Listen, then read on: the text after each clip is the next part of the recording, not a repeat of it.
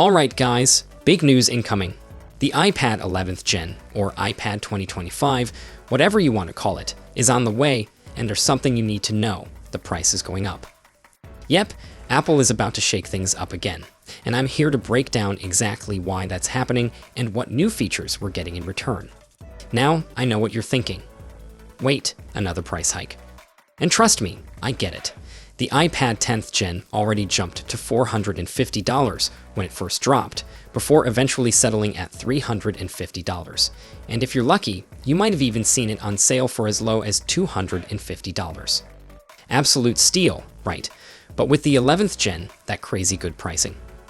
Yeah, it's not sticking around. So what's changing? Why is Apple pushing the price up?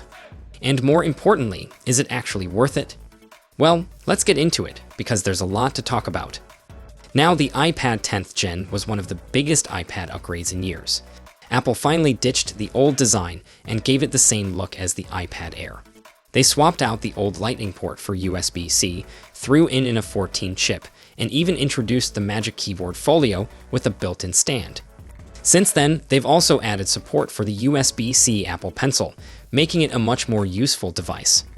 But with the 11th Gen iPad, that budget-friendly pricing, yeah, it's not sticking around. The main reason? The chip upgrade. The 10th Gen is running on the A14, which is getting pretty old at this point. We're now on the A18 series, meaning Apple has 4 newer generations of chips to work with. Normally, Apple sticks an older chip in their base iPads, but I don't think that's happening this time. Here's why. Apple is all in on Apple Intelligence, their new AI push, and they want as many devices as possible to support it. The A14? Not happening. Even the A15 is probably too outdated. The A16? Maybe, but it's missing some key features. That leaves us with 3 options: the A17 Pro, A18, or A18 Pro. A lot of people think Apple might use the A17 Pro, since that's what's inside the iPad mini right now. But here's the problem. The iPad mini starts at $499. If Apple put that same chip inside the iPad 11th Gen, they'd either have to bump the price to $599 or lower the price of the iPad mini to $399, which would basically turn it into a budget iPad. That just doesn't seem like Apple's strategy right now. What I think will happen is Apple will go with the A18, but possibly a slightly underclocked version to keep costs under control. And because of that, the price is probably going to jump to $499. Another reason I think the A18 makes sense: USB speeds. Right now, the A14 in the iPad 10th Gen is stuck on USB 2.0, which is painfully slow. The A17 Pro has much faster USB speeds. If Apple goes with the A18, it keeps things consistent with their newer devices. So unless they plan on keeping this iPad stuck with ancient USB speeds, the A18 seems like the best bet. Now, here's the interesting part.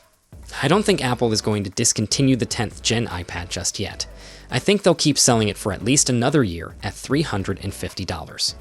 They did the same thing when they introduced the 10th Gen, keeping the 9th Gen around at a lower price before eventually phasing it out.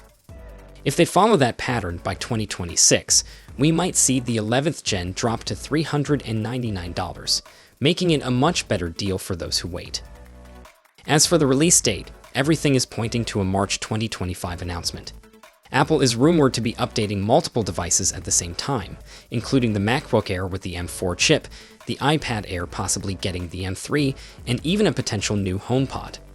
If the leaks are right, we're only a few weeks away from official news. So now the big question: does a $499 starting price for the iPad 11th Gen make sense to you?